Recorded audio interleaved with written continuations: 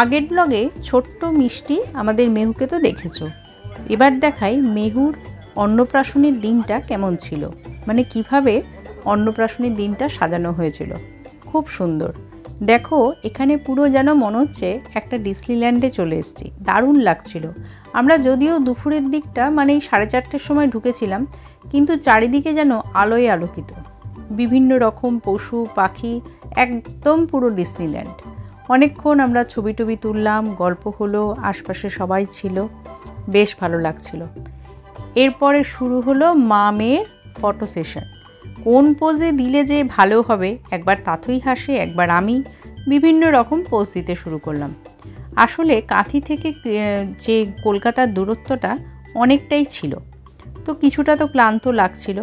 কিছুক্ষণ বসে এইভাবে ফটো সেশন মা মেয়েতে শুরু করলাম। এরপরে আসছি পরের পর্যায়ে। ফটো সেশন করে শুরু হলো আমাদের কর্তামশাই আর মামার ভিডিও। যতই বলছি এখানে ফটো তোলা হচ্ছে না, এটা ভিডিও হচ্ছে, কিন্তু কে আর কার কথা শোনে। যাই হোক, তাথই তো মাঝখানে বসে পড়ল আর মামা দাদু আর বাবার সাথে দারুণভাবে আনন্দও করলো। আমার ছোট মাসি আর ছোট মাসির বড় ছেলের বউ, আর সঙ্গে তিন্নি বুড়ি। তিন্নি বুড়ি হচ্ছে ছোট মাসির বড় ছেলের মেয়ে। তো তিন্নি বুড়ি সেদিনকে একটা লাল রঙের জামা পরেছিল। সব দিকটাতে ভীষণ এক্সাইটমেন্ট, প্রত্যেকটা জায়গায় এত সুন্দর সাজানো, তো বাচ্চাদের মন তো কাড়বেই। আর ছোট মাসিকেও বেশ মিষ্টি লাগছে, ভাইয়ের বউকেও বেশ ভালো লাগছে। আসলে কি বলতো, সবার সাথে এইভাবে এক জায়গায় অনেক দিন পর দেখা হওয়াটা একটা বিরাট বড় প্রাপ্তি। আর ইনিকে দেখো, এনাকেও কিন্তু বেশ মজার লাগছিল। বাচ্চাদের জন্য কিন্তু একটা দারুণ আকর্ষণ। অনেকক্ষণ মাসি, আমি সবাই মিলে ওখানে যারা যারা ছিল, তনিমা, ছোট্ট পুচকু এবং আরও অনেক আত্মীয় স্বজন, সবাই মিলে আমরা বেশ ভালো একটা টাইম কাটালাম। এই হচ্ছে আমার বোন আর ভগ্নিপতি, দুটিকে যেন একদম লক্ষ্মীনারায়ণ লাগছে, একই কালারের ড্রেস। এরপরে শুরু হলো খাবার পর্বের প্রস্তুতি। কি হয়েছে, আসলে খিদে তো পেয়েছেই, আর গরম প্রচণ্ড লাগছিল, তাই ভাবলাম একটু ঠান্ডা কিছু খাওয়া যাক। তো নিচের ব্যবস্থাপনাও দারুণ হয়েছিল। আমরা অরেঞ্জ একটা মকটেল অর্ডার করলাম, তো যতক্ষণ দেওয়া হচ্ছে ততক্ষণ আমরা ওখানে দাঁড়িয়েছিলাম, রেডি হচ্ছে সবে। আর আমরা যেহেতু একটু তাড়াতাড়ি বেরিয়ে পড়বো, সেটারও একটা তাড়া ছিল। মকটেল খেয়ে আমরা ওখানে যে সমস্ত খাবার দাবার হচ্ছিল সেগুলোতে বেশি আকর্ষিত হইনি, কারণ কাবাব, টিক্কা ইত্যাদি তো ছিলই। আমরা চলে এলাম একদম মেন কোর্সে। মেন কোর্সে কিন্তু দারুণ আয়োজন ছিল। এখানে আমি আর তাথুই বসেছিলাম, কারণ পাশেই বুঝতেই পারছো হাওয়াটা দিচ্ছে আর ভালো লাগছিল। ছাদের ওপরে বেশ খোলামেলা একটা সুন্দর আবহাওয়া, ভাল লাগছিল বেশ, বুঝতেই পারছো।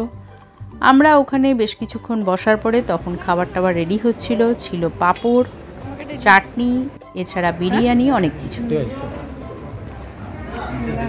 হ্যাঁ,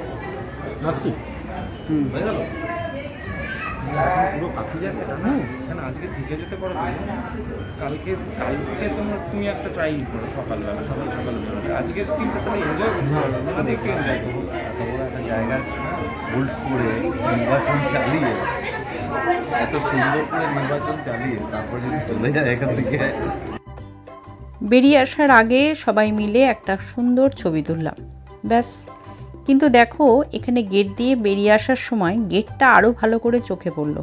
আসলে আমরা যখন ঢুকেছিলাম না, তখন লাইট টাইটগুলো জ্বলছিল না, ফলে অতটা বুঝতে পারিনি, তখন সবে সাজানো হচ্ছিল।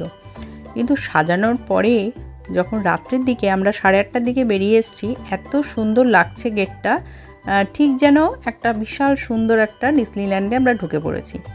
বাচ্চাদের ক্ষেত্রে এটা খুব বড় মাপের আকর্ষণ এবং সারপ্রাইজ। তো চারিদিকের পরিবেশটা খুব ভালো করে আমরা উপভোগ করলাম। সবার সাথে দেখা হলো, সমস্ত আত্মীয় স্বজনের সাথে অনেক দিন পর, একটা হঠাৎ পাওয়া বিরাট প্রাপ্তি।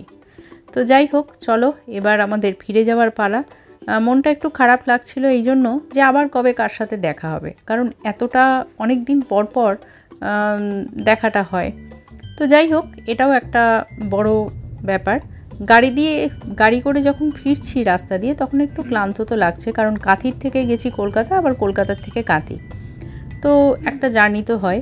কিন্তু সব জার্নিটা মুছে ফেলা যায় এই প্রাপ্তির কথা চিন্তা করে, সবার সঙ্গে দেখা, কথা বলা, গল্প করা, ভালো লাগা, সত্যি এগুলো কিন্তু মানুষের জীবনে একটা বিরাট বড় অতৃপ্তকে পাইয়ে দেয়। তো ছোট্ট মেহুর অন্নপ্রাশনে আমাদের জার্নিটা এইভাবেই শেষ হলো। খুব ভালো লাগলো, আশা করছি তোমাদেরও ভালো লেগেছে আমাদের মিষ্টি ছোট্ট মেহুর অন্নপ্রাশন। তো চলো আবার নেক্সট ব্লগে আবার নতুন কিছুর সঙ্গে দেখা হবে। Good night.